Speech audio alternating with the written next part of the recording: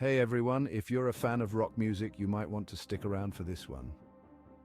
Today I'm diving into the legacy of a man who was not just a musician, but a force of nature in the rock music scene, Steve Albini. I remember the first time I heard Albini's work. It was a revelation.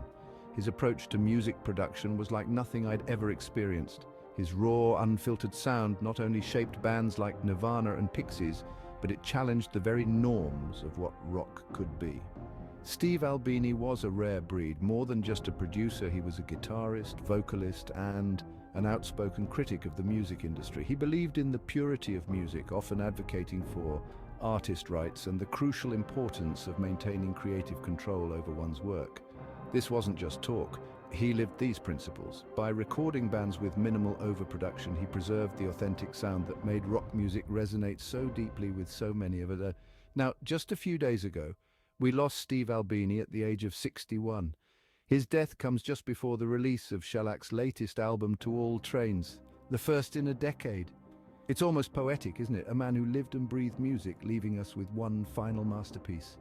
The album ends with a track titled I Don't Fear Hell, a title that seems almost like a nod from Albini himself, challenging us from beyond it. It's hard to overstate the impact Albini had on the music world.